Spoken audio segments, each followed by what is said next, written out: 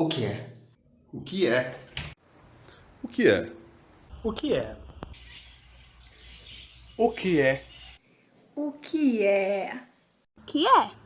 O que é? O que é? E o que é, hein? O que é? O que é? O que é, meu irmão?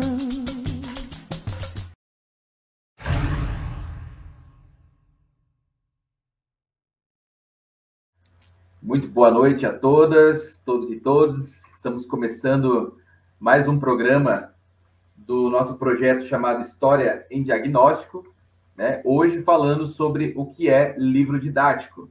Então, eu sou o professor William Bonetti, sou professor do Departamento de História da Universidade Estadual do Estado de Minas Gerais, unidade Campanha, e quem está comigo hoje aqui é a professora Rosiane, professora da Universidade Federal dos Vales do Jequitinhonha e Mucuri. Professora, seja muito bem-vinda. Obrigada, William. Boa noite. Boa noite a todos, todas e todes. Legal. A professora Rosiane, né, uma grande amiga, né? A gente está sempre compartilhando e desenvolvendo atividades juntos. E hoje, especificamente, né, o tema para esse programa é sobre livro didático.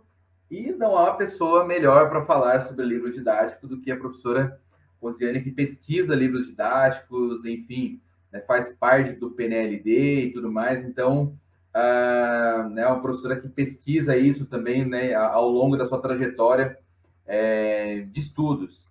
Antes de passar a palavra para a professora Rosiane, eu quero apresentá-la brevemente, né? A professora Rosiane, como eu falei, é professora adjunta da Faculdade Interdisciplinar em Humanidades da Universidade Federal dos Vales do Jequitinhonha e Mucuri, a UFVJM, tem doutorado em Educação pela Universidade Estadual de Santa Catarina, mestrado em Educação pela Universidade Federal de Minas Gerais e licenciatura em História também pela Universidade Federal de Minas Gerais.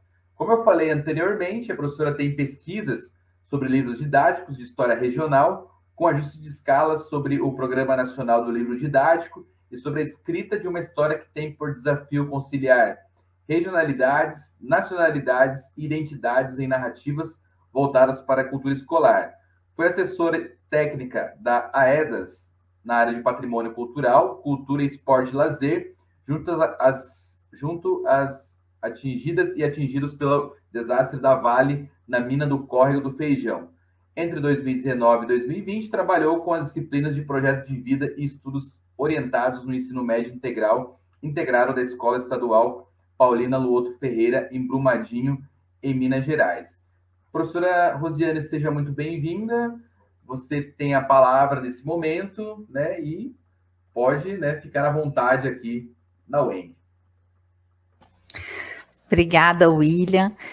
Vou começar, assim, como tradição, discordando de você. Tô brincando, né? A gente já está aí acostumado a dividir esse espaço. Eu fico muito lisonjeada, honrada com o convite, mas há pessoas, com certeza, né? Há pessoas muito melhores até do que eu para falar sobre o livro didático. A gente vinha conversando sobre, né? Muitas vezes as pessoas vêm e falam, esse campo de pesquisa aqui parece ser mais confortável, porque ele já tem uma tradição, esse objeto, né? Ele tem uma tradição, ele tem um debate amplo, e aí, quando a gente vai se dedicando ao estudo sobre o livro didático, que a gente se dá conta do quão fica complexo, né? Tendo em vista a série de trabalhos que nos antecedem e debates que nos antecedem, né? E as muitas questões que ainda estão postas em torno desse objeto. Então, acho que é um pouco esse o tom da minha fala, mas agradeço, né? Tá falando aqui, tá falando na UENG, campanha, para gente que é de Minas, eu sou belo-horizontina, né? Trabalho aí com as questões da identidade regional, então poder estar aqui conversando com vocês é uma alegria muito grande. Você já me apresentou, vou pedir para você me colocar, por favor, a apresentação. Deixa eu ajustar aqui para mim também, fazer minhas artesanias. Então, você já me situou aí, né? Eu sou professora na licenciatura em História, na UFVJM, campus JK em Diamantina, né? A UFVJM ela é multicamp e eu estou lá em Diamantina. E estou também na coordenação do Laboratório de História, né? Que é o Laboralis, pesquisa que tem um recorte aí nesse momento, né? Nesse momento da minha coordenação sobre pesquisas e fazeres históricos nos vales, né? A gente está aí construindo uma proposta de pensar essas produções que reconhecem multiplicidades de saberes históricos dessa região específica das Minas Gerais. Bom, gente, como que eu organizei aqui essa conversa hoje? Eu acho que isso é uma conversa, é uma troca. Eu peço para o William ficar bem à vontade, né, para intervir, para dialogar, vocês no chat também, já irem. Olha, o Hércules lá de Curitiba. Ah, não, o Hércules de Curitiba é o William, gente. Esse agora é o professor, o professor Igor me faz cada uma, né? Estou atenta aqui ao chat, viu, professor Igor? O William vai projetando ali e a gente que está já ambientado aqui nessa rede, a gente não perde um flash, né? Ele é professor de história antiga e ele faz esses memes, esses apelidinhos. Que ótimo, vou divulgar no grupo lá do Chão da História, viu, gente? Esse apelido agora, o William vai ficar conhecido como Hércules do Paraná. Bom, então, pessoal, fiquem bem à vontade mesmo, né, para poder colocar suas reflexões, os incômodos, as discordâncias, porque a ideia é essa, né? Por mais que a gente esteja limitado à tela, né, nós vamos fazer aqui o possível para fazer desse momento um momento de interlocuções. Como que eu organizei a minha fala, né? É sempre muito difícil organizar uma fala sobre livro didático, porque, como o William disse, eu sou uma pesquisadora do livro didático, né? Tanto desde a graduação, né? Acompanhando as pesquisas de colegas no Laboratório de Estudos e Pesquisas e Ensino de História, o LABEP da UFMG, passando para o mestrado e também no doutorado, esse foi o meu objeto de pesquisa. Então, é sempre muito difícil fazer um recorte e conseguir falar de forma objetiva, mas eu prometo que eu vou aqui me esforçar bastante. Então, me organizei da seguinte forma. Começar respondendo a pergunta, né, para a qual eu fui convidada a falar. O que é livro didático? Então, estão perguntando isso? Vamos responder isso. Na sequência, eu quero trazer um breve panorama sobre o campo de pesquisas, né, sobre o livro didático. Depois eu vou fazer um convite para vocês, né, para um olhar em escalas, para esse objeto em suspeição, que é um termo aí que eu estou pegando de empréstimo da professora Helenice Rocha, que é também uma pesquisadora do campo do livro didático, e fechar com uma reflexão, um convite à autonomia docente, pensando os usos, as apropriações do livro didático. Estou de olho aqui no relógio, e aí eu quero começar de forma bem objetiva, respondendo a pergunta, né? O William me mandou lá, fez o convite, você vem falar sobre o que é o livro didático. Falei, ok. E aí, gente, tem um livro que eu gosto muito, né, para quem tem interesse aí no campo de pesquisas do ensino de história, ou mesmo, né, como professor, pode ter acesso a esse material. Ele tem disponível em e-book, também impresso, é esse livrinho aqui, Dicionário do Ensino de História, né, que é de 2019, foi organizado pela professora Margarida Dias Oliveira e pela professora Marieta Ferreira. E nele tem vários verbetes, né, sobre questões que já estão aí consolidadas no campo de pesquisa do ensino de história. E um desses verbetes é sobre o livro didático, que foi escrito pelo professor Itamar Freitas, mais um colega aí que discute o tema. E o professor Itamar, ele começa ali de maneira bem objetiva, primeiro parágrafo. Livro didático é categoria ideal típica, designadora de um artefato que apresenta conhecimento. Etimologicamente, nesse verbete, a expressão é composta pelo termo latino libro, né, que se refere a uma fibra vegetal utilizada como suporte da escrita, e pela derivação adjetiva grega, didaske, né? Eu não sou muito do grego, não, o professor Igor aqui é, né? Da história antiga, e por essa adjetivação em grego, né, que quer dizer modo de apresentar conhecimento. Então é isso, gente. O livro didático é um objeto que apresenta o conhecimento. William, falei com você que a minha fala ia ser breve e objetiva. A resposta está dada. Podemos encerrar por aqui, né? Simples assim, né? Simples assim. Só que não, né, gente? Se a gente voltar aqui na fala, na definição do professor Itamar, e ele vai desenvolver isso ao longo do verbete, fica o convite à leitura, vocês vão ver que logo no início tem uma pegadinha, que ele fala, livro didático é uma categoria ideal típica, né? Então, é uma categoria que você cria para conceitualizar um monte de coisa que vai ter semelhanças e muitas diferenças. Principalmente se a gente fizer um olhar, aqui a gente está falando principalmente para o curso de História, né? Se a gente lançar um olhar histórico, né? Historicizando esse objeto, pensando esse objeto na perspectiva também da história que o constitui.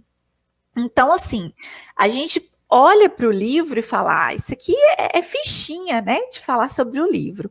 Mas o convite que eu quero trazer para vocês aqui é justamente desnaturalizar esse olhar, né, tirar essa carinha aí, né, igual desse meme, né, assim, é isso, então tá bom, é isso, e daí? O que a gente faz agora? E a gente está aqui num contexto que não permite muitas interlocuções, mas sempre que eu trabalho esse tema nas aulas, né, na licenciatura, ou quando me convidam a falar sobre, eu gosto de fazer esse exercício de parar para pensar em eu falei o significado lá, do professor Itamar, mas qual que é o significado que o livro didático, e aí principalmente o livro didático de história, tem para nós? Como que esse livro, como que esse objeto está presente na memória da nossa escolarização? Porque a professora Lana, né, quando eu estava ainda lá na graduação em História, ela colocou essa frase, e eu sempre repito que nem um papagaio, né? A profissão docente, ela tem essa particularidade, que é a gente voltar para um espaço no qual a gente já transitou em outro lugar, né? Fazendo um deslocamento de lugares. Então, a gente conhece os rituais desse espaço, a gente conhece os objetos desse espaço, a gente sabe mais ou menos os lugares que os sujeitos desse espaço devem ocupar, e aí a gente volta para ele impregnado, né, também dessas experiências que nos formaram como estudantes da educação básica. Fica o convite, de repente o William pode fazer essa proposta aí para vocês, né, como atividade, sabe, William? Dá uma nota bem alta, tipo uns 30 pontos, assim, pode me chamar para avaliar, mas esse exercício de escrever sobre a memória, né, que eu tenho do livro. Eu trouxe aqui alguns relatos, mas só vou ler 2 e bem pontuados, só para vocês verem como que esse simples exercício de rememoração do que o livro significou na nossa trajetória escolar já traz para a gente nuances complexas desse objeto. Essa estudante, né, que é estudante da licenciatura em História também, ela escreveu o seguinte: o livro didático de História do professor Mário Schmidt para a 5ª série foi provavelmente o melhor livro que tive contato e um marco na minha vida. Gente, não quando a gente trabalha com memórias e com relatos, a gente não faz um juízo de valor, né? A gente busca ler e receber o que está sendo dito nesse exercício de memória, né? De narrativa. Sempre gostei de ler e me interessava por história. Então, não sei como pode ter sido a experiência para outro aluno. Olha só, um primeiro ponto aí. Essa estudante, ela entendeu, falou, olha, eu gostava de ler. Então, a minha relação com o livro era uma, denotando duas coisas importantes. O fato de o leitor estabelecer uma relação com o objeto de leitura, no caso, o livro didático, né? E o reconhecimento de que essa relação é diferente. Entre os próprios estudantes e também entre os estudantes e o docente. A relação que um docente estabelece com o livro, ela deve ser diferente que a relação que o estudante vai estabelecer, né? E isso ela já trouxe aqui numa memória dela, viu, gente? Porque eu fiz esse exercício com eles antes da aula sobre livro didático, tá? Bom, aí ela coloca, né? Não sei como pode ter sido a experiência para outro aluno. E com esse livro, pela quantidade de temas, imagens e textos acessíveis, eu conseguia lê-lo diariamente, mesmo sem compromissos escolares. Indica uma outra coisa, né? O livro, quando o estudante está de posse do livro, ele tem autonomia de manuseá-lo. Ele não lê só o que o professor, entre aspas, né, manda ler, ou uma leitura apenas direcionada. Os estudantes também têm autonomia de manusear o livro didático. Foi nele também que descobri a arqueologia egípcia. Desejei ser arqueóloga pela primeira vez e conhecer o mundo através das imaterialidades.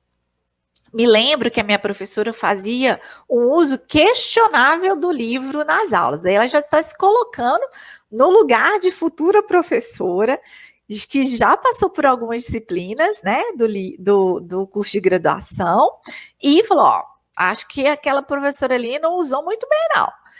Bom, é a memória dela, né?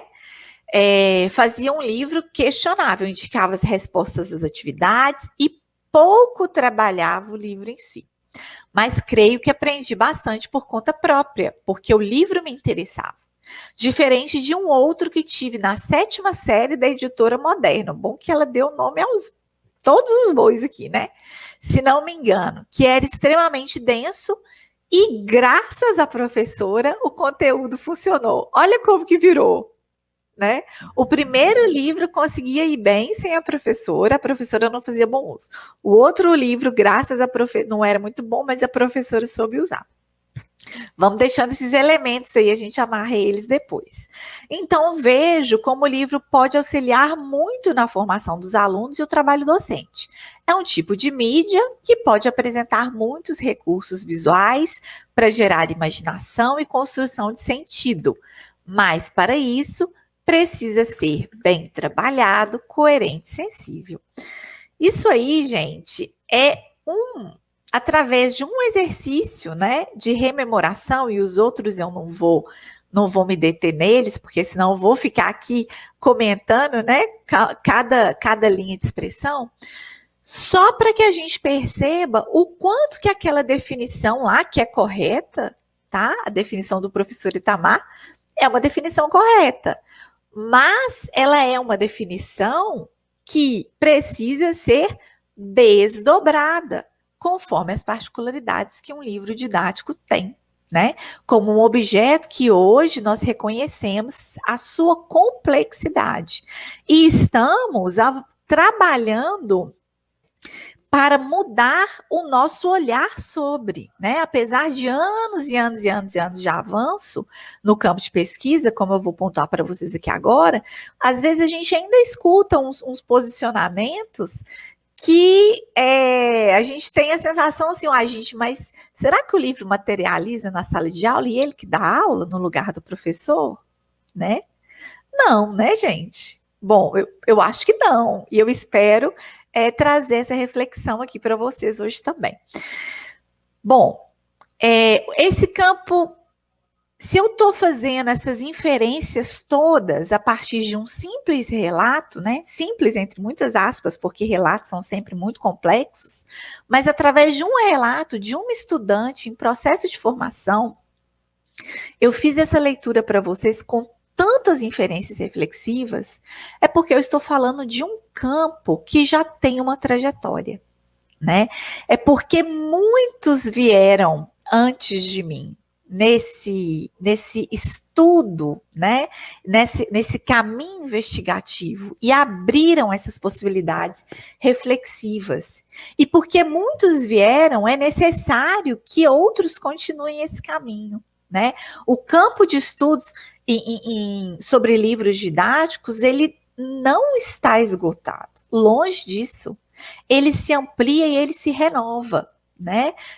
Pela complexidade própria que esse objeto representa. Então, vejam, só para citar 2 nomes que são importantíssimos no campo de pesquisas, que são pioneiros mesmos, né? Mesmo nesse campo de pesquisa sobre o livro didático, um está referenciado aqui já nessas observações, que é o professor Kazumo Nakata, né? E a outra é a professora Circe Maria Fernandes Bittencourt, que vão ter nas suas teses, né? Vão se debruçar nas suas teses sobre o objeto, sobre o livro, e vão romper com uma determinada viés investigativo sobre o livro que se focava muito na análise estritamente ideológica da narrativa veiculada pelo livro didático, que marcou muitas pesquisas da década de 70 e 80. A Circe e o Kazumi, a Circe com uma pegada muito da história cultural e o Kazumi com uma pegada muito da história marxista, eles vão trazer a complexidade desse objeto, né? O Kazumi focando no reconhecimento do livro como uma mercadoria, né? E, portanto, sujeito a demandas das editoras, né? A demandas do mercado, tensionado por isso, e a Circe pensando esse objeto como um suporte de um currículo, de um saber, de um currículo, atravessado por demandas sociais, atravessado por diferentes questões. Então, fica o convite para quem se interessar pelo campo, né? Para quem desejar aprofundar mais nesses estudos. Certamente, o que foi dito pela Circe e pelo Kazumi na década de 90 foi ampliado, desdobrado em outras perspectivas e olhares. E aí, gente, é muito arriscado eu citar, né, aqui, porque eu vou deixar a gente de fora e eu não quero fazer cometer aqui esses atos falhos, vou dialogar com um ou outro ao longo aqui do processo. Tem na bibliografia alguns nomes também, mas eu acho importante, né, nós no campo, nós reconhecemos, né, esse lugar desses 2 pesquisadores na consolidação, né, desse campo. Bom, então já coloquei algumas coisas aqui, né, mas o que mais que a gente pode dizer sobre esse campo de pesquisas? Isso aí é um balanço que o Kazumi fez em 2012, né, sobre o que ele aí considerou, acho que uns 20 anos, né, ele pegou uns 20 anos de pesquisa sobre livros didáticos, e aí ele vai fazer um balanço e coloca esses marcos aí, que a gente tem a década de 70, né, uma ampliação dos programas de pós-graduação no Brasil, uma ampliação do sistema escolar que demanda o livro, tá? Porque a escola também demanda o livro, viu, gente? O Itamar Freitas e a Margarida vão falar isso num texto deles muito bacana, que é um panorama histórico, né, de pensar aí essa historiografia didática, e eles vão falar, olha, é o sistema escolar que inventa o estudante, que inventa o aluno e que demanda o livro. Então, na confluência dessas 2 questões, a gente começa a olhar aí para esse objeto como um objeto de pesquisa, né? E aí, como eu já disse antes, nesse momento, o cuidado, né, o foco vai estar muito no viés ideológico dessa obra, né? a gente sabe que na década de 70 a gente está ainda sob o regime da ditadura militar, então esse governo ele tem uma preocupação com o que está sendo veiculado ali, e logo na sequência da redemocratização, a gente vai ter uma preocupação em reverter aquilo ali que estava posto, né, de alguma forma, em cuidar para que outras narrativas emerjam naquela obra. Bom, sobre a década de 80, quando a gente tem o processo conhecido, né, como redemocratização, esse processo ele vem acompanhado de mudanças curriculares e ele vem acompanhado também de uma reconfiguração dos currículos, né, e do programa de avaliação do livro didático, que eu vou falar mais sobre daqui um pouco. Então, só para trazer um panorama para vocês de como que esse debate não é recente, né? A gente está falando em década de 70, já estamos aí 40, mais, né, gente? 50 anos. 50 anos já, esse debate sobre um livro, eu estou trazendo um panorama aqui brasileiro, mas não é uma questão que se passa apenas no Brasil. A gente tem aí centros de pesquisa sobre o livro didático importantíssimos na França, na Espanha, o mais antigo deles na Alemanha, que é o Georg Eckert Institut, que é da década de 50 e que vai fazer ali naquele momento, né, no pós-guerra, um trabalho também de análise desses livros, né, de reunir o Georg Eckert Institut tem um acervo enorme de livros didáticos do mundo inteiro. Enfim, então isso é um movimento que a gente observa, essa preocupação com o livro didático, e particularmente com o livro didático de história, é algo que a gente observa a nível mundial também. Bom, e aí eu convido a vocês, estou olhando aqui meu tempo, viu, William? Convido a vocês para que a gente olhe para esse objeto em suspeição, pegando de empréstimo a expressão da professora Helenice Rocha, né, que eu já citei aqui antes, que está sempre aí, né, sempre aparece na mídia. Volta e meia, um livro de história aparece, vira motivo de crítica, algum jornalista que traz à baila um tema que considera que não está adequadamente abordado, é um pai ou uma mãe ou um responsável que também pega aquele livro ali para indicar alguma coisa, os próprios professores e professoras, às vezes os estudantes. Então, o livro, ele é um objeto em suspeição. Por quê?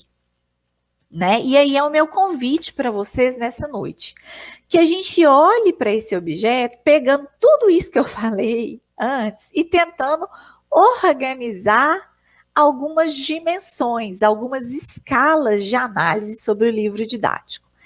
Eu já falei sobre a questão da mercadoria, né? Como mercadoria, ele é um objeto de autoria e de editorias, alguém escreve o livro, né? Alguém edita o livro. Como que esse livro chega no mercado, afinal? Mas para ele ser escrito e para ele ser editado, hoje, no contexto atual, pensando aí sobretudo o sistema público, né, de ensino no Brasil, ele também é um objeto de políticas públicas. E por ser um objeto de políticas públicas, ele se configura como um currículo. Currículo aqui, gente, no sentido de um percurso indicado sobre alguma coisa, né? Há pesquisas aí que vão debater o livro como sendo uma primeira tradução do currículo prescrito, né? A gente tem acompanhado esse movimento no momento atual com relação à BNCC, né? O decreto mais recente que rege o Programa Nacional do Livro Didático, que eu vou falar sobre ele amarra, né, a avaliação do livro à Base Nacional Comum Curricular. Então, a gente vê aí por parte dos autores e das editoras um esforço de interpretação desse currículo para que ele chegue à escola. E aí os professores, eles ficam muito atentos a esse movimento. E a mídia também, né? Vejam só, esse livro, ele é um objeto de leitura, né? Ou seja, ele é uma materialidade, ele é um códex disponível para a leitura de alguém. E essa leitura, ela não se dá necessariamente da forma que aquele autor imaginou, e nem deve se dar, né? Porque o leitor, ele tem a sua autonomia interpretativa. E ele é um suporte de saberes históricos escolares, eu vou falar já sobre isso, e é também um palimpsesto.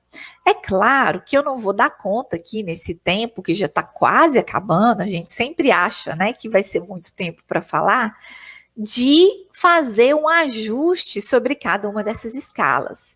Então, eu vou trazer uma ou outra de maneira mais aprofundada para lançar aqui umas reflexões para vocês. Então, vamos lá.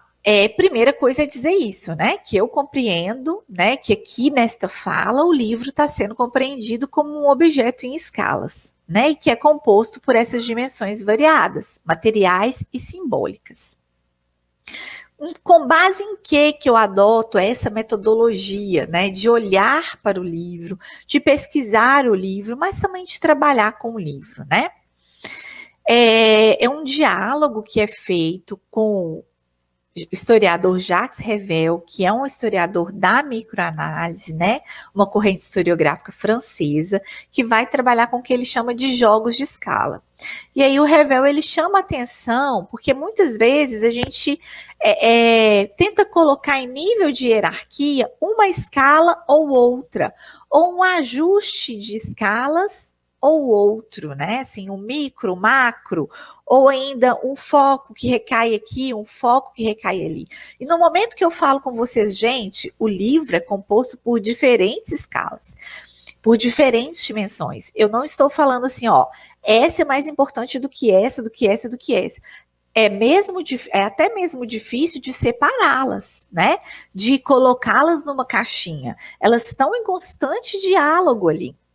A ideia é que, entendendo a força que cada uma delas exerce na configuração do livro didático, a gente possa estabelecer um jogo que nos permita compreender a complexidade que esse objeto representa. E não olhá-lo, muitas vezes, apenas como um vilão que está ali na sala de aula, super atrasado, né? Não está, o livro didático não está acompanhando as renovações historiográficas, né? É meio que quase que um mantra que a gente escuta. Bom, certamente, assim, o livro tem acompanhado renovações historiográficas, talvez não no ritmo que nós desejaríamos, mas sinto em informar, o desafio único que um livro didático tem não é só acompanhar as renovações historiográficas, né? Também, mas há outras demandas que incidem sobre eles. E aí os seus autores e as suas editoras vão fazer todo um esforço, né? Só um minutinho, gente, deixa eu ajudar aqui, minha pequena. Vão fazer todo um esforço para conjugar isto mais as renovações historiográficas, né? E levar e colocar nesse objeto que vai para a sala de aula. Então, gente, não é uma escala ou outra que vai importar nesse movimento de olhar o livro didático, mas é o jogo que a gente estabelece entre elas. Bom, o primeiro ajuste, respirando, né? William, tem perguntas no chat? Tá tranquilo? Posso tocar? Pode tocar, professora, tá tranquilo por enquanto aqui, tá no seu tempo. Beleza. Então, o primeiro ajuste, né, que eu quero fazer aqui com vocês, me deter um pouco mais, é sobre o Programa Nacional do Livro Didático, que é quando a gente faz esse ajuste de escalas aí e reconhece que o livro, ele é um objeto de política pública, né? O PNLD é um dos maiores programas a nível internacional de aquisição e distribuição de livros didáticos, né? E ele é também um dos programas mais antigos e estáveis do Ministério da Educação. É um programa de Estado. O PNLD não é uma política de governo, ele é um programa de Estado. Isso significa que há um esforço, né, para que ele suplante flutuações políticas e ideológicas de cada um dos governos que transitam aí na gestão do país. É claro que nenhuma política vai ser isenta a essas interferências, porque isso é próprio das disputas e do jogo político. Mas há uma dimensão legal de autonomia desses programas de Estado, né, que garantem o cerne, né, que garantem a preservação do seu eixo estrutural. Ele é regido por editais públicos, né, tal como nós conhecemos contemporaneamente, ele expressa princípios fundamentais, isso é muito importante, voltados à melhoria da educação pública. Isso é importante por quê? Por que eu estou reservando um espaço da fala para falar sobre isso? Porque nós precisamos reconhecer a importância dessa política e defendê-la, né? Porque o PNLD é uma garantia de acesso, né, do direito à leitura e de acesso ao livro. Porque para muitas pessoas, a gente pode ter assim, uma série de livros em casa, né? Nem estamos lendo mais, estamos lendo no e-book, mas milhões de estudantes, muitas vezes o livro escolar é um dos únicos livros que se tem acesso nos seus lares. Então, nós não podemos perder de vista essa dimensão republicana do Programa Nacional do Livro Didático. Então, vejam só, quais que são esses princípios fundamentais? Só um minutinho, gente.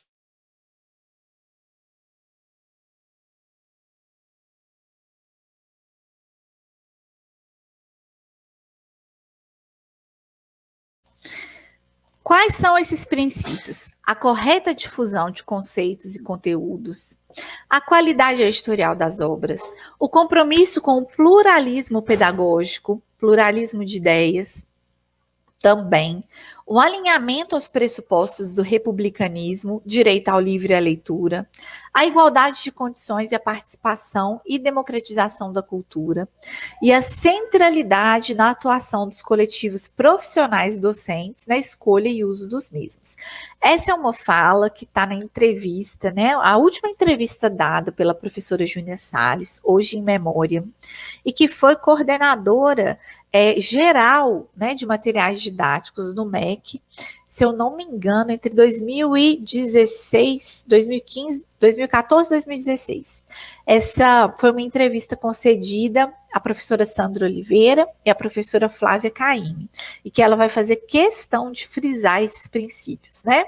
Essa parte aqui, eu queria só registrar que o PNLD, da forma que a gente conhece hoje, ele se estabelece ali em meados da década de 90, né? Mas, na verdade, os primeiros exercícios de avaliação dos materiais didáticos, eles remontam à década de 30. Bom, eu vou passar por isso aqui mais ligeiro, mas só para dar uma dimensão, né, das instâncias avaliativas do Programa Nacional do Livro Didático. Então, a gente tem o edital, a gente tem o editorial e a autoria, a avaliação das obras, a escolha das obras pelo coletivo docente, a distribuição, os usos e as apropriações, e as pesquisas e as repercussões sociais sobre os livros, que também são uma forma de dar continuidade à avaliação dos mesmos, né? Aqui eu trouxe para vocês um print da página do Guia Digital do PNLD, do último que foi lançado agora, né? Que são as obras para o ensino médio, que aí já é um outro debate, que a gente não vai entrar deles agora, mas são só para vocês terem aí uma noção. O William está mandando avisar que a palavra certificada é PNLD, tá, gente? Lá para a frequência, eu adoro essa tática da palavra certificada, vou passar a usar ela também. Então, aí é só para ilustrar um pouco para vocês esse guia que traz a avaliação das obras e que chega nas escolas para que os professores possam escolher os livros. Há problemas no processo? Há, né? Há disputas, há gaps, principalmente nessa questão da comunicação do resultado do processo avaliativo, da chegada dos guias, do tempo de escolha, né? Mas, ainda assim, é um programa que já foi, né, avaliado por pesquisas que tem garantido a melhoria e o aprimoramento das obras até o presente momento. Bom, gente, dito isso, eu quero fazer um ajuste aqui sobre outra dimensão que me parece muito importante. É a gente pensar o livro didático como um suporte de um saber específico, que é o conhecimento histórico escolar. E aí eu volto, né, naquela fala minha anterior, de falar assim, olha, gente, sinto decepcionar, mas a tarefa do livro não é apenas trazer as mais recentes pesquisas que estão acontecendo na academia.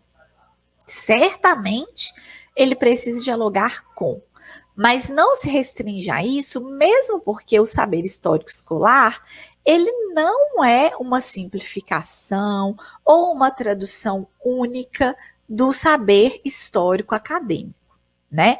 Há particularidades, e isso também é um campo de pesquisa, um tema de pesquisa consolidado no campo de pesquisas em ensino de história, que reconhece que essa história que se trabalha na escola, que se ensina, que se aprende na escola, ela é uma construção social produzida por elaborações, reelaborações constantes, a partir de relações e interações com diferentes saberes históricos. O saber histórico acadêmico, os saberes históricos da história pública, os saberes históricos que são comunicados, né, que os alunos trazem das suas percepções familiares, né? Os saberes que circulam nas novelas, nos filmes, nos jogos, os saberes, as orientações curriculares, né? Então, vejam, o saber histórico escolar, ele tem interfaces com o saber histórico, sim, né, produzido na academia, mas ele não se limita a ele não se restringe a ele, né? Outra interface são os saberes pedagógicos, né? Afinal de contas, o material didático comunica formas de se conhecer algo, certo? Lembra lá da nossa primeira definição? Pois bem, aí eu trago aqui a professora, essa citação que eu li antes, ela é da professora Cristiane Beretta, outra pesquisadora do campo, né? Também está lá no dicionário do ensino de história, e essa aqui é uma citação da professora Helenice reforçando isso, que essa complexidade dos conteúdos que estão narrados no livro, ela se deve à natureza própria do conhecimento histórico no currículo escolar, né? Que diz dessa cultura própria da escola e das demandas que estão colocadas sobre ela. E aí a professora Helenice usa um termo que eu achei fantástico, né?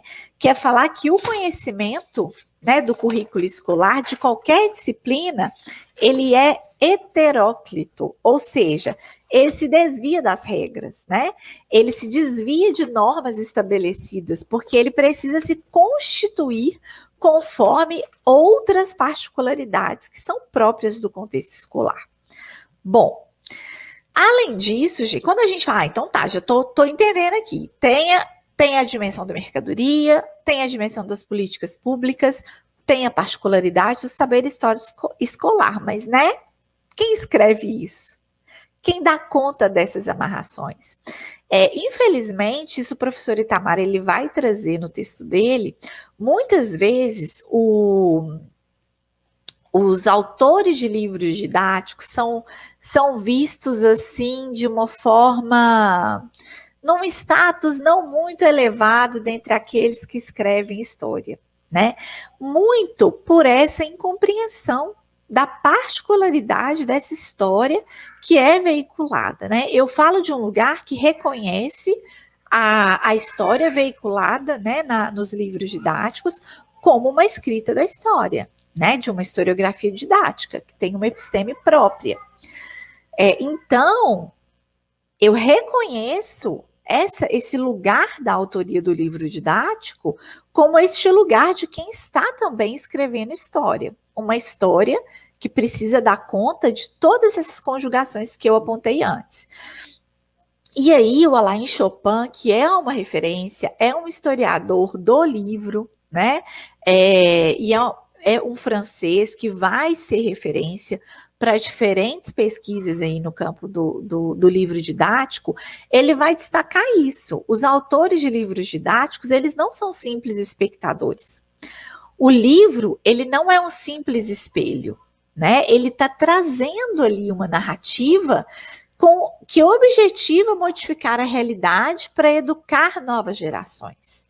E aí ele oferece uma imagem que pode ser considerada deformada ou não, esquematizada, modelada, frequentemente de forma a atender demandas sociais que estão postas para o ensino de história. E aí ele chama atenção para os historiadores dos livros didáticos que a gente precisa se ater ao que está escrito e ao que está silenciado. Porque tudo isso vai trazer para a gente elementos para compreender o que um determinado tempo considerava importante de ser transmitido às futuras gerações sobre a sua história, sobre a sua memória. Bom, e essa autoria, daí é uma questão importante da gente chamar a atenção também, que essa autoria dos livros didáticos, o caráter dela muda também, né?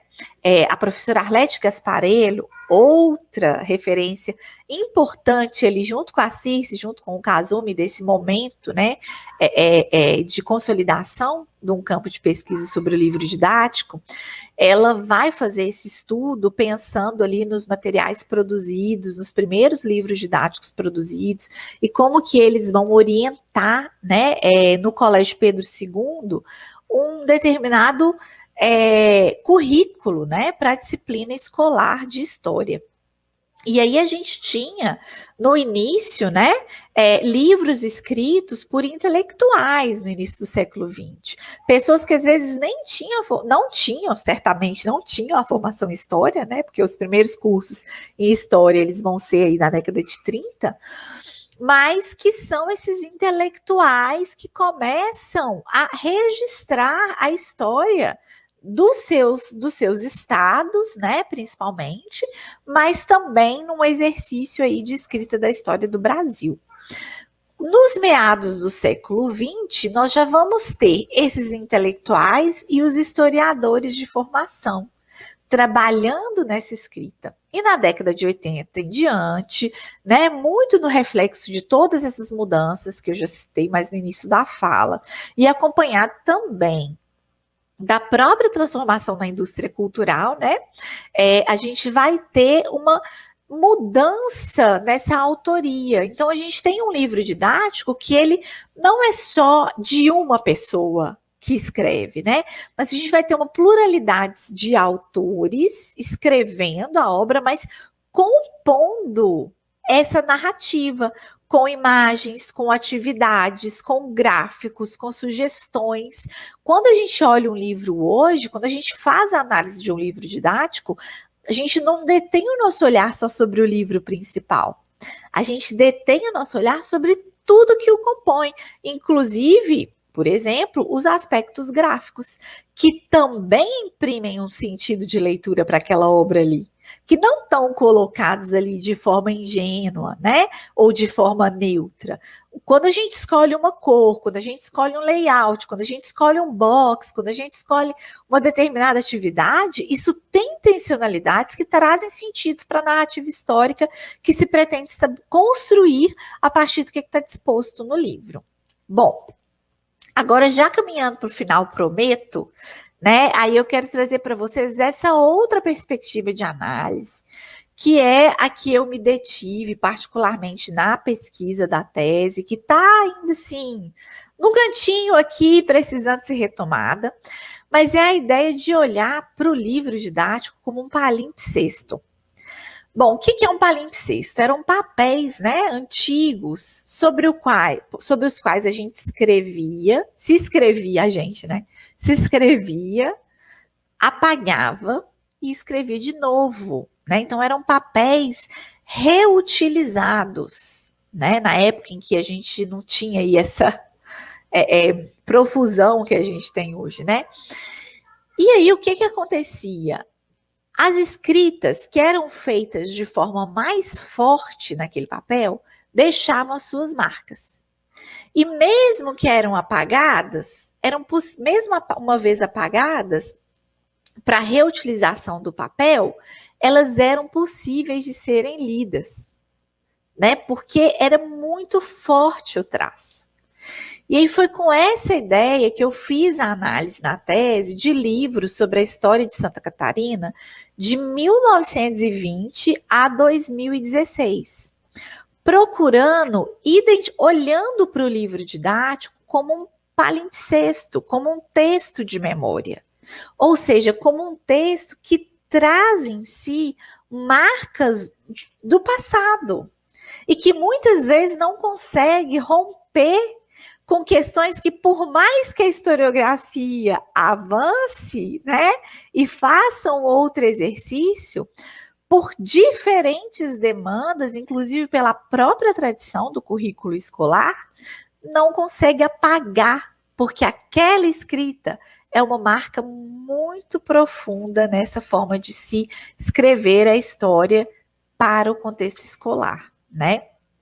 Bom, essa é uma ideia, né, que dialoga com a questão das culturas de memória e que pensa o livro, né, em camadas de tempo. Então, um livro didático, ele vai ter, gente, e assim, olha, quem tiver oportunidade de pegar um livro atual, é impressionante, né? Eu trabalhei na avaliação das obras por área do conhecimento e os livros estão discutindo Covid, gente.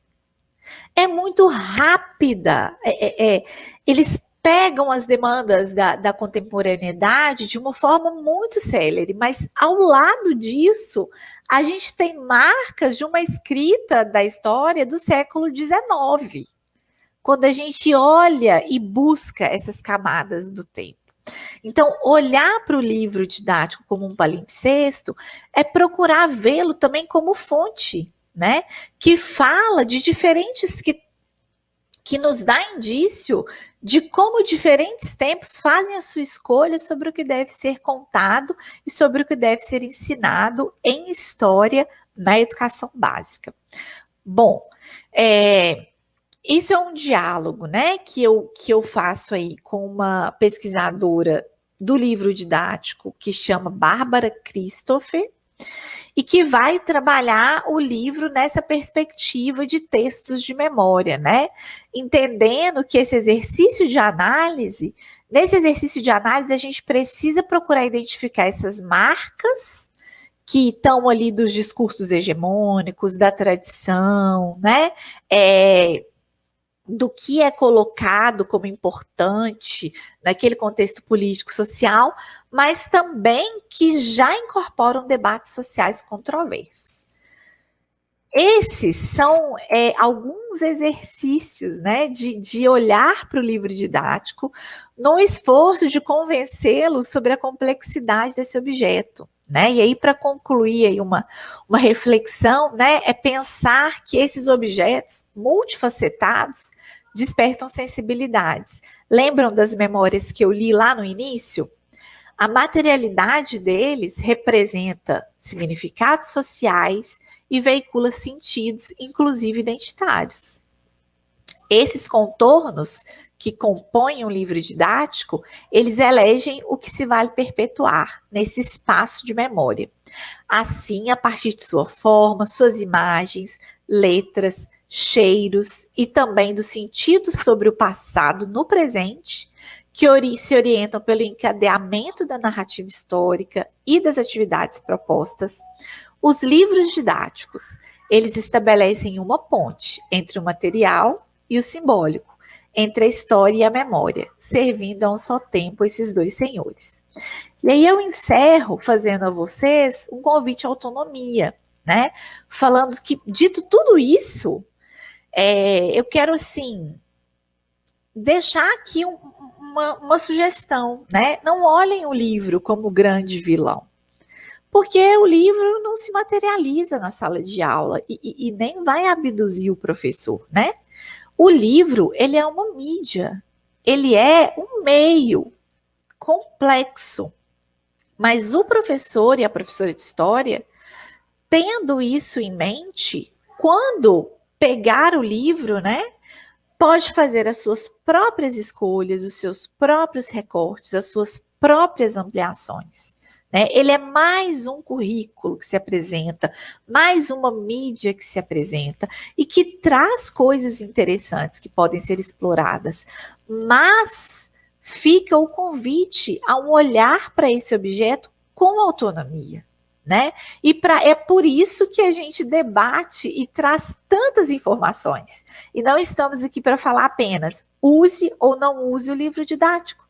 Isso é uma escolha que cada docente vai fazer a partir de todas as suas experiências e a partir da sua forma de conduzir, de compreender, né, o conhecimento histórico em diálogo com as teorias da história e da educação, né, e de se organizar para esse processo de ensino-aprendizado. Bom, gente, é isso, assim, falei um monte, né? Mas espero ter aí trazido algumas inspirações para vocês sobre esse objeto tão complexo. Obrigado, Rosiane, por essa explanação aqui. Na verdade, você já adiantou uma pergunta que eu ia fazer, já adiantou a resposta, né? Que era em relação ao livro didático, se ele seria mesmo um vilão, né? Ou não, né? No ensino de história. Mas antes de passar, a gente tem uma pergunta também aqui no chat do professor Igor, mas eu queria fazer uns comentários antes. Eu notei algumas coisas aqui da tua fala. O livro didático é um tema que eu gosto bastante, assim, já fiz aulas sobre livro didático, e inclusive, né, o tema ele é muito amplo, né? Como você trouxe aqui, são vários conceitos, ele não é simplesmente um livro, né, um material ali simples da cultura escolar, né? Há toda uma trajetória, toda uma fundamentação, né, em torno do que é o livro. É algo muito complexo, né, da cultura escolar. Tanto que, né, a gente mesmo conversando, né, para estabelecer esses recortes, parece um primeiro momento simples, né? A gente faz os recortes aqui e apresenta, mas não, né? O que selecionar, o que falar sobre o livro didático, ele é muito complexo. Eu achei muito poético o que você falou, né? Que a profissão docente é voltar para um lugar pelo qual nós já atravessamos, né, e conhecemos este lugar, né? E voltamos impregnados dessas experiências, né? Eu achei bem interessante algo nesse sentido, assim.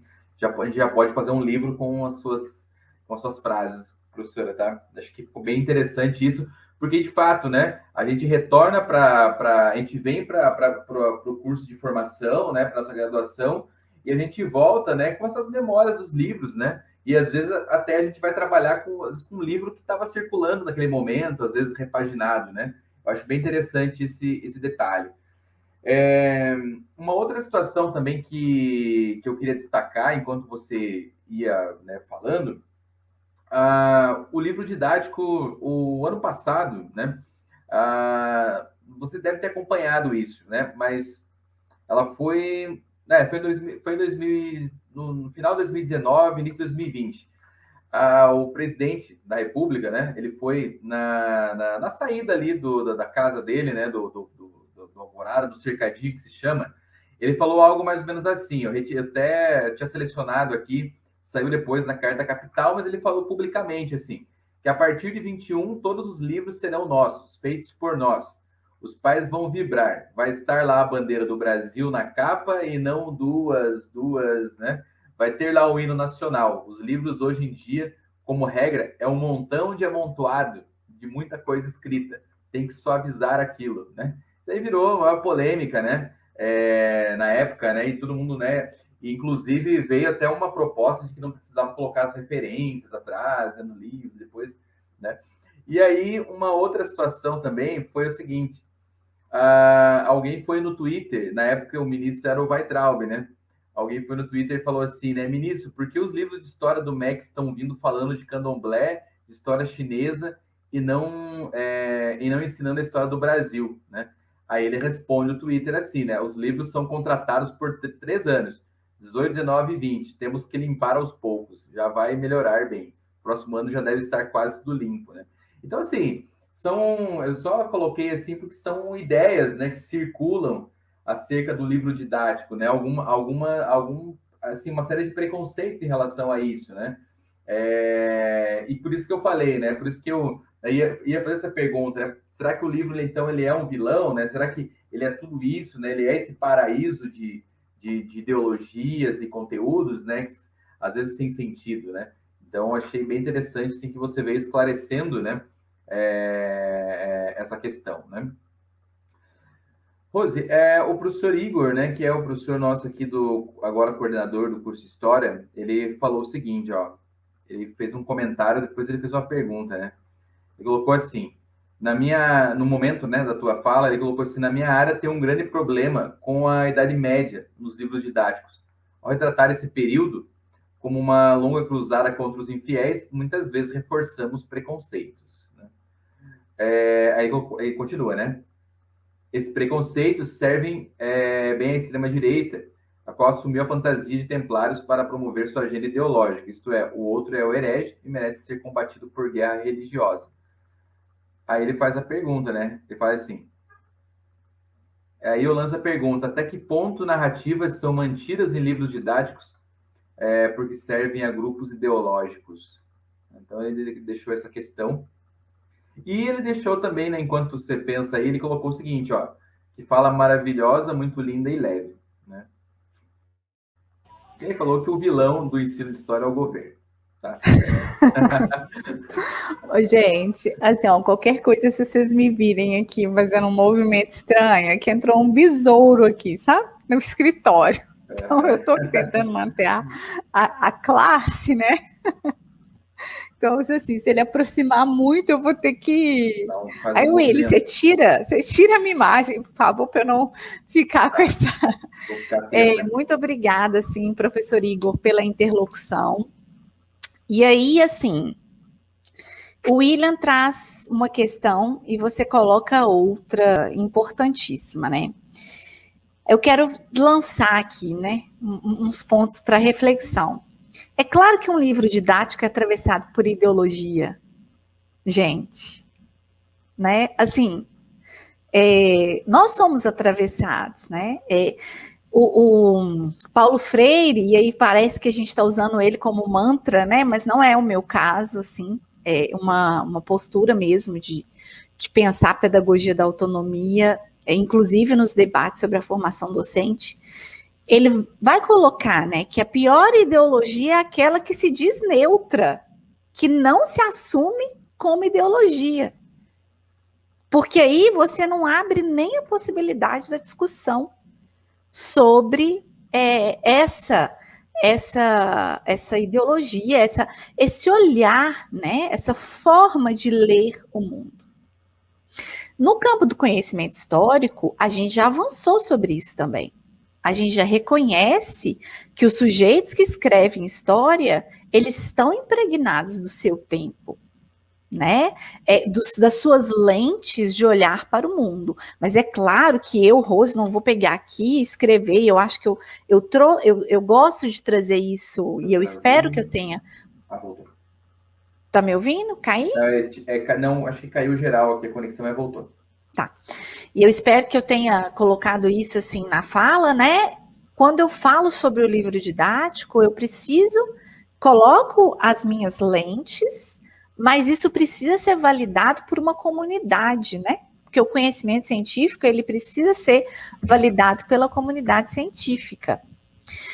Então, veja só, professor Igor, essa questão sobre a Idade Média é um debate, né, assim, que pulsa, né, inclusive sobre o currículo do ensino de história na educação básica. E talvez esse possa ser um desses traços profundos que a gente não, por mais que a gente avance no debate, por mais que a gente incorpore, né, e traga, o William citou aí, traga as outras religiosidades, traga outras histórias que não apenas as histórias do mundo ocidental. A gente traz outras possibilidades de escrita, de narrativa, mas a gente não consegue tirar esse traço profundo, porque ele está estabelecido. O currículo, ele é o Ivor Goodson, ele vai falar do currículo como a invenção da tradição, né? E aí, os historiadores da Idade Média precisam nos contar, né, por que isso está tão estabelecido como uma tradição a tal ponto que a gente não consegue apagar, mas não é só isso, né? Eu costumo trazer muito exemplo assim, a gente tem aí avanços significativos na narrativa sobre a história do Brasil, principalmente com a Lei 10.639, 11.645. Mas o que ocorre? Não adianta eu apenas trazer a história do povo negro para o livro didático, apenas trazer, não é apenas porque isso significa muito, né? É que a gente precisa mudar de fase no jogo. Apenas trazer a história dos povos originários. Eu preciso mudar o traçado narrativo que fala da chegada dos portugueses nesse país. Eu não posso contar isso como um feito grandioso e desconhecer o extermínio que foi da população indígena. Não cabe, entendeu? Mas é a força desse traçado, nesse texto de memória que carrega essas disputas, né? Mas então, assim, é isso. Eu não tenho uma resposta para te dar. Certamente há questões que estão ali nas disputas e nas negociações. Mas, gente, o processo avaliativo do livro didático, e aí já dialogando com o que o William disse, né? Essas falas aí são um delírio. Enquanto a gente tiver um programa, como eu disse, é claro que você sente os impactos, né? Não tem como não passar ileso. Mas a gente tem um eixo. Então, a gente tem um edital que rege o Programa Nacional do Livro Didático. Teve esse momento aí desse delírio de um livro não precisar ter nem referências, né? Quando saiu o primeiro edital, isso foi desfeito, tá, gente? Então, se vocês acessarem a internet, vocês vão localizar, o edital é público. Se vocês baixarem o guia do PNLD, vocês vão ver todos os critérios. São quase mais de 200 itens que se avalia num livro didático. E o livro didático, a avaliação, não é ela que fala, ela não fala antes o que tem que estar no livro. Ela vê o que está no livro. E o que está no livro, ele vem impregnado das tradições da escrita da história escolar. Lembra que eu falei da autoria? Há toda uma forma, há uma tradição de escrita, uma tradição que é demandada pelos próprios professores. Então, uma editora, quando ela coloca um livro no processo avaliativo do PNLD, ela não coloca um livro para perder. Porque são milhões de reais, gente, isso é um programa que movimenta, o livro é uma mercadoria, e pensa comprar livro didático para todos os estudantes da educação pública do país. Então, quando uma editora coloca um livro para participar de um processo avaliativo, ela considera todas essas demandas. A do edital, mas também a do professor. Principalmente as editoras que estão há mais tempo nesse ramo, né? Então, ela sabe a expectativa do professor de trabalhar com Grécia Antiga no 6º ano. Então, por mais que você fale, então não vai ter, não é o caso, tá? A Grécia Antiga está lá no currículo da BNCC. Mas há temas que podem não estar explícitos no currículo, é o que a gente vai observar, no caso agora, nos livros do ensino médio. Os livros do ensino médio são por áreas do conhecimento, né? Mas que devem trazer questões da história, da filosofia, da geografia e da sociologia, certo? Porque esses temas estão lá nas competências específicas, mas isso é uma pauta para outro diálogo, né, William? Só para dizer o seguinte, que se você pegar essas obras, que já estão, inclusive, chegando nas escolas ou nas editoras, professor, inclusive, tem acesso a elas. Geralmente, as editoras até enviam, se vocês pedirem, né, solicitarem. Vocês vão ver que o currículo está lá. Os temas canônicos estão lá. Porque um autor, ele não parte do nada, ele parte da tradição. Ele parte do texto, do traçado narrativo que está estabelecido. E busca fazer a ginástica disso com todas as demandas que estão colocadas. Né? Eu não sei se eu mais confundi, né, do que esclareci, mas... Eu acho que é isso mesmo, né, Rosi? Assim, tem essas tradições, né, escolares, elas permanecem, né, na escrita muito forte, né? E como você falou, e eu acho que todos os temas, né? Porque, por exemplo, se você pegar, né, vamos ver, os livros didáticos que eu estudei, vamos lá, nos anos 90, né? E o início dos anos 2000, se a gente pegar, por exemplo, os livros de hoje, eles mantêm, né, muito, né, dos recortes temáticos, né, muito dos recortes da escrita, assim, salvo engano, mas pelo que eu me recordo é a mesma coisa, né? Você pega, por exemplo, ali, né, a parte de história do Brasil e tal, continua sendo, né, o mesmo molde de escrita e tudo mais do que quando eu estudei lá nos anos 90, por exemplo. Só que eu acho que o que acontece hoje, né, é que ele tem uma linguagem diferente, tem elementos diferentes na escrita, né? Pode ser se estou enganado, mas pelo que me recordo é isso e tal. Mas tem coisas que permanecem, né? Tem coisas que permanecem ao longo do tempo e tá lá, estão consagrados na cultura, né? Que são esse traçado, né? Essas marcas que você... Tem um autor, o pessoal que é aqui de Minas vai conhecer, que é o Ademaro Ricardo e o Flávio. Eles são da década de 80.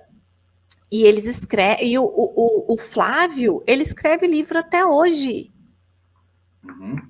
Ele vem se adaptando a todas essas mudanças, sabe? E fazendo esse exercício. E os livros dele continuam sendo aprovados. Um tema aí de pesquisa, sabe? Pega um autor, por que eu estou lembrando da obra do Ricardo Ademar e do Flávio? Porque elas marcam esse período de redemocratização aqui, principalmente aqui em Minas, e eles vão trazer uma narrativa histórica muito orientada pela corrente marxista. E o livro foi estudado por isso.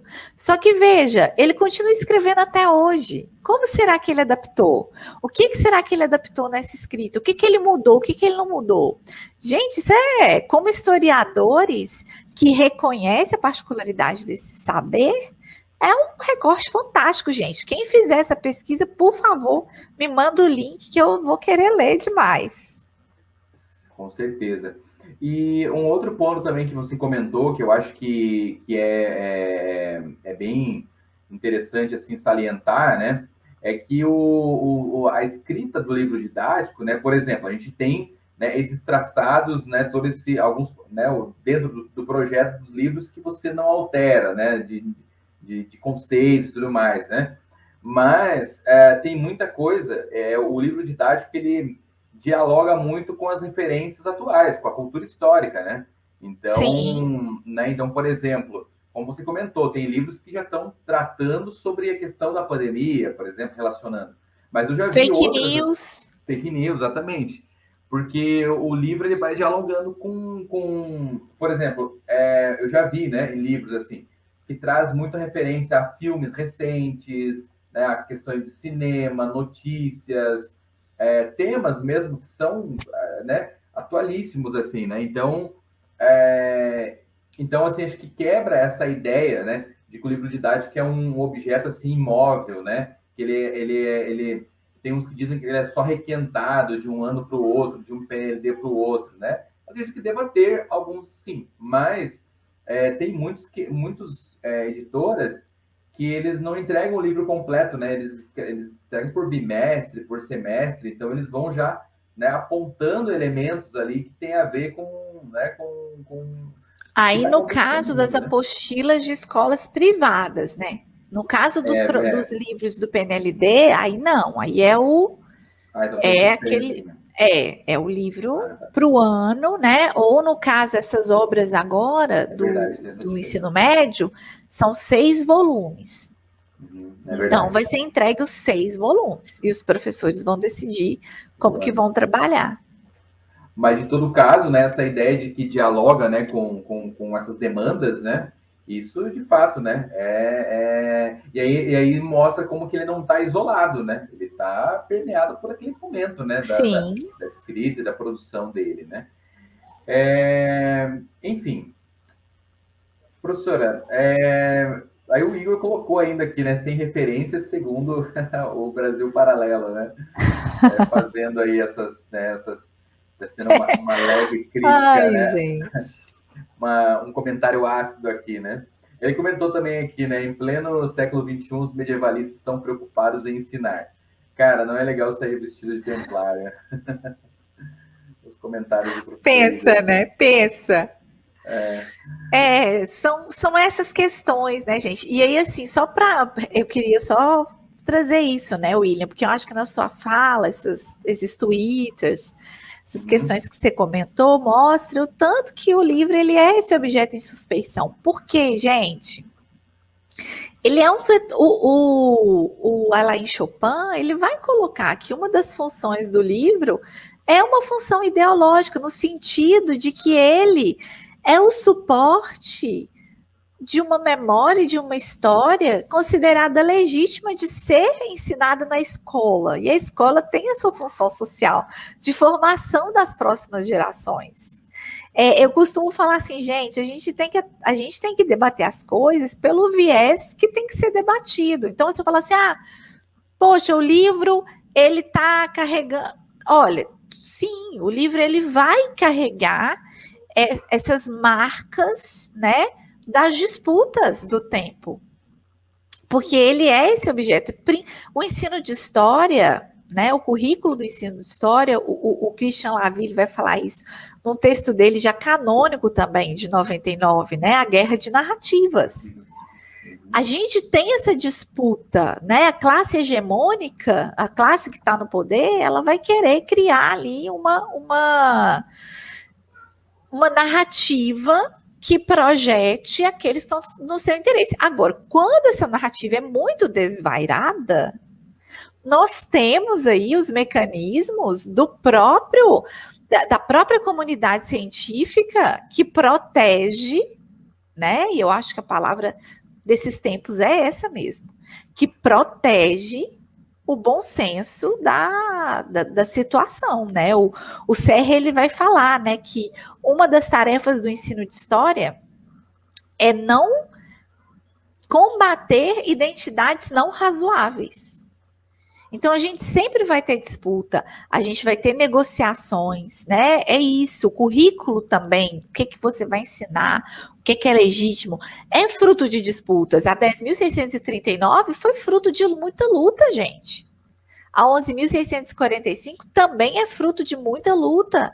E outras lutas que estão postas aí, sendo colocadas nessa pauta, nesse debate. Então, a gente precisa estar vigilante, porque essas disputas, elas são legítimas até que elas não se desdobrem em identidades não razoáveis, que antidemocráticas, de desrespeito ao outro. Isso é inconcebível. Isso a comunidade acadêmica não pode aceitar, né?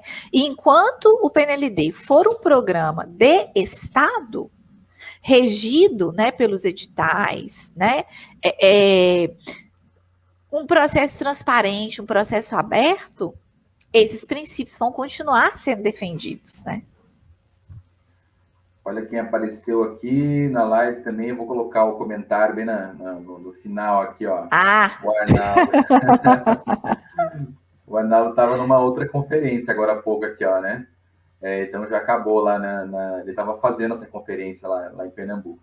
Tanto que as primeiras ações com as trocas de governo é a alteração dos currículos nacionais, né? Criando sobre uma terra arrasada, né?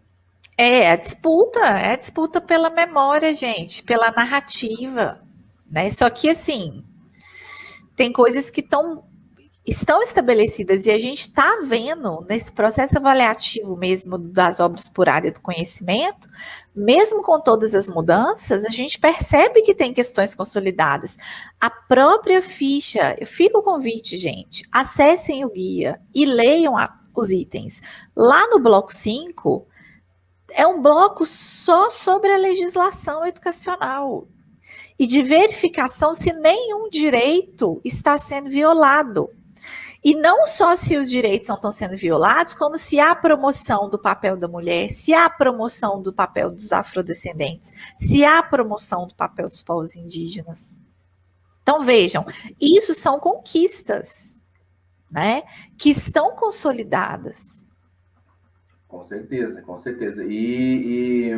Eu já houve momentos aqui no Paraná, agora não sei se foi no Brasil todo ou não, mas eu lembro que a Márcia Teté, né, a gente estava numa disciplina no mestrado em 2011, e ela levou um livro didático assim, que ele foi aprovado pelo PNLD, né, com questões bem preconceituosas, porque, enfim, passou, né? E aí o governo do estado do Paraná mandou arrancar a página.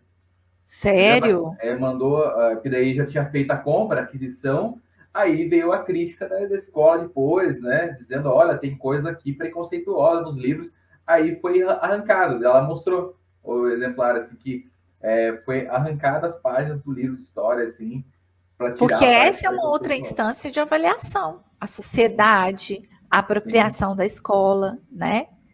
Justamente, então ele, né, imagino que talvez fazer o recolhimento não foi possível, mas, né, teve essa recomendação para retirar a página, e alguém entregou para ela, ela mostrou um com e um sem, para, né, para ver a que ponto tinha chegado. E isso é ótimo, porque isso mostra que a sociedade está vigilante. Sim. Também, né?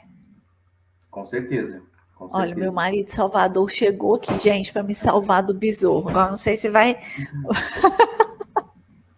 É assim mesmo, né? Ao vivo, em casa, é assim mesmo. Né? A gente tem que se acostumar com esses novos cenários, assim, né? Daqui para frente, que vai ser isso mesmo. Bom, gente, a gente está chegando aqui ao final da nossa conversa, né, da nossa live aqui do História em Diagnóstico. Apenas para lembrar, né, quem, né, ficou conosco até o final aqui, que a palavra-chave, né, certificada é PNLD, tá? Então, né, fazendo referência aqui à nossa fala, né? Então, preencham a lista de frequência, né, para a emissão de certificados que está na descrição do vídeo. Quero agradecer imensamente a professora Rosiane, né, pela disponibilidade, né, por ter vindo até, né, o nosso programa, né, o nosso projeto aqui da UENG, né, e compartilhado um pouco do seu conhecimento. A gente sabe que é super corrido, né, a gente tem inúmeras demandas, né, e a gente conversa todo dia aqui, a gente sabe que, né, é PNLD, a gente sabe que é muito correria, principalmente, né, aí na coordenação, né, do PNLD também, isso exige bastante. Então, né, eu agradeço mesmo essa disponibilidade, pode contar comigo também, né, para o que for necessário, né, foi uma belíssima fala, né, acredito que os alunos, né, também aproveitaram bastante, e eu passo a palavra para você, né, para suas considerações finais, e a gente vai encerrar a live, tá? Gente, eu que agradeço, né, a oportunidade desse diálogo, né, é sempre um momento de escuta mesmo, de trocas e de aprofundamento, né, de olhares, assim. Eu acho que é sempre bom ouvir hoje, por exemplo, essa interlocução do professor Igor, né, de colegas que estão falando de espaços diferentes, de olhar, né, de um lugar que olha para o livro de outra forma, e dessa troca, assim, que é sempre muito, muito tranquila, né, William, assim, até com possibilidade de discordância, de construção de novos consensos, novos olhares. Eu acho que principalmente no campo do livro didático, que é esse campo tão complexo, sob suspeição, né, usando novamente, e vai estar sempre sob suspensão, fica aí o convite para leitura, sob suspeição, fica o convite aí para a leitura do texto do Christian Laville, né, sobre a guerra de narrativas também. É isso, é esse movimento de olhar, de pensar e de entender, né, a complexidade desse material, até para que cada professor decida por que usá-lo, por que não usá-lo, como usá-lo, né? Acho que esse que fica aí que eu espero que eu tenha deixado esse desafio, essa reflexão aí para vocês. Com certeza. Obrigado mais uma vez, professora. Obrigado a todos que ficaram aqui, os alunos, colegas, professores, e até um outro momento aqui no História em Diagnóstico. Boa noite a todos, gente, e tchau. Até a próxima. Espero que tenham gostado. Nos vemos no próximo episódio.